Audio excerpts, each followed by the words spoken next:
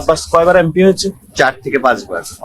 আপনি একটু আরেকটু ডেটা ক্যালকুলেশন করে দেখবেন, ওনার জয়ের চেয়ে হলো হারার রেকর্ড বেশি।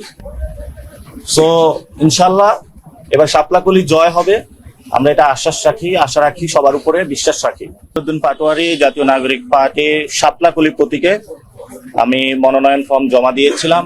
আজকে রায় ঘোষণা হয়েছে। আমাদের জাতীয় নাগরিক পার্টির শাপলাকলি প্রতীকে নাসিরউদ্দিন পাটোয়ারী ঢাকা 8-এর জন্য যে মনোনয়ন দাখিল করেছিলেন তা অ্যাকসেপ্টেড হয়েছে। আমরা আল্লাহর দরবারে শুকরিয়া আদায় করি যে আমরা একটি গণতান্ত্রিক পথে উত্তরণ করতে যাচ্ছি। আমরা আশা করি যে ফেব্রুয়ারিতে 12 তারিখে যে ইলেকশনটা হবে এটা সুষ্ঠুভাবে অনুষ্ঠিত হবে। তবে আমাদের কিছু অস্বস্তির জায়গা রয়েছে, যেমন আজকে আমরা দেখলাম যে জাতীয় পার্টির প্রার্থী রয়েছে, পুরো বাংলাদেশের জাতীয় পার্টি প্রার্থী দিচ্ছে, এটা আমাদের একটা অস্বস্তির জায়গা রয়েছে। সাথে সাথে আমরা ব্রিটিশ কলোনিয়াল পিরিয়ডে যেই ধরনের ব্যবস্থাগুলো দেখেছি, কাগজপত্রের আমলাতান্ত্রিক জটিলতা, সেগুলো আমরা দেখেছি। গত 15 বছরে আমাদের তরুণ সমাজকে একটি কথা বলা হয়েছে যে স্মার্ট বাংলাদেশ অর্থাৎ ডিজিটাল বাংলাদেশের আমাদেরকে বলা হয়েছিল, কিন্তু আমরা ডিজিটালের কোনো ছিটে ফোটাও দেখিনি। সে আমলাতান্ত্রিক জটিলতা প্রাগৈতিহাসিক যুগে যেভাবে কাজ হয়েছে সেইভাবে এখনো কাজ হচ্ছে। আমরা আশা করব ভবিষ্যৎ যারা সরকারে আসবে এবং আমাদের যে নেতৃত্বাধীন যে জোট রয়েছে, সকলে আমরা মিলে একটি ডিজিটাল বাংলাদেশ উপহার দিব, যাতে এই ধরনের আমলাতান্ত্রিক জটিলতা না থাকে। ইনশাল্লাহ ঢাকা 8-এ জনগণের যে রায় হবে 12 তারিখে, সে রায়ে ইনশাল্লাহ সবাইকে আমরা আহ্বান জানাচ্ছি শাপলাকলিকে বিজয় করার জন্য, নতুন বাংলাদেশ গঠন করার জন্য। আমরা এই অফিসে যতটুকু দেখেছি সেখানে ওনাদের নিরপেক্ষতা দেখেছি এবং সকলের সামনে ওনারা কথা বলেছেন, কিন্তু বিভিন্ন জায়গায় যেমন দেবিদ্বারে সেখানে ঋণ খেলাপি যেটা হলো হাসনাত আব্দুল্লাহ আপত্তি তুলেছিলেন, সেটার এখনো সুরাহা করা হয়নি এবং বিভিন্ন জায়গাতে আরো আছে প্রশাসন বিএনপির দিকে ঝুঁকে পড়েছে, তারা সেই বিষয়গুলো আপত্তি তুলেছেন। আমরা এই পর্যন্ত এখানে আপত্তি পাইনি। আমরা মনে করি ঢাকা 8-এ পলিসি বেসড একটি সুষ্ঠু ইলেকশন হবে, এখানে পেশি শক্তির কোনো মহড়া হবে না, মাফিয়া তন্ত্র কায়েম হবে না।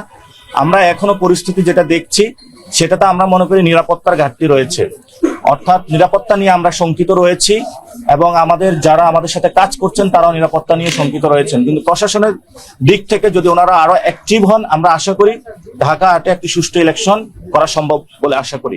আব্বাস কয়বার এমপি হয়েছে? 4 থেকে 5 বার। আপনি একটু আরেকটু ডেটা ক্যালকুলেশন করে দেখবেন, ওনার জয়ের চেয়ে হলো হারার রেকর্ড বেশি।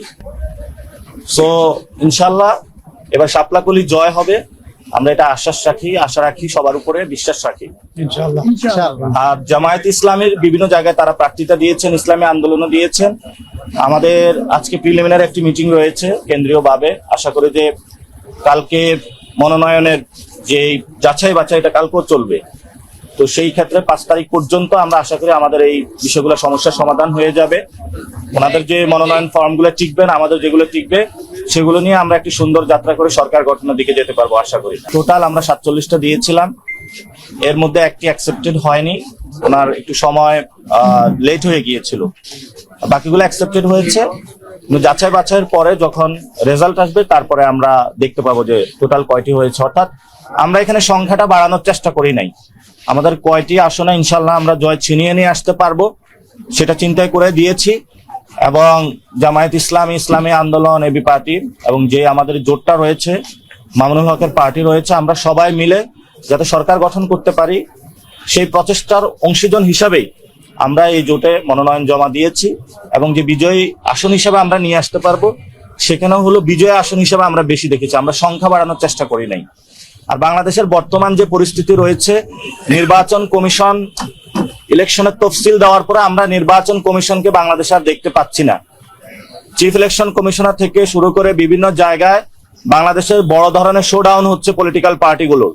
আমরা সেই বিষয়ে নির্বাচন কমিশনকে আহ্বান জানাবো, যদি আপনি দায়িত্ব পালনে কোথাও অপারগতা দেখেন বা কোথাও থেকে প্রেসার ফিল করেন, জনগণের সামনে আসুন, জনগণকে চেহারা দেখান। এই যে 2 দিন যাচাই বাছাই প্রক্রিয়া চলতেছে, আমরা এই ধরনের নির্বাচন কমিশন থেকে একটি স্টেটমেন্টও দেখি নাই। এবং গত 1 সপ্তাহে বাংলাদেশে ছবির মহড়া হলো, পোস্টারের মহড়া হলো, সেই বিষয়ে নির্বাচন কমিশনের কোনো পদক্ষেপ আমরা দেখি নাই। বরঞ্চ একজন কমিশনার নিজ থেকে আগ বাড়িয়ে কথা বলেছেন যে নির্বাচন কমিশনের যে বিধিবিধান দিয়েছে সেগুলোর ভায়োলেশন হচ্ছে না, আমরা মনে করি এই ধরনের দলকানা নির্বাচন কমিশনার তাদের লজ্জা শরম থাকা উচিত এবং অতি দ্রুত তাদের পদত্যাগ করা উচিত।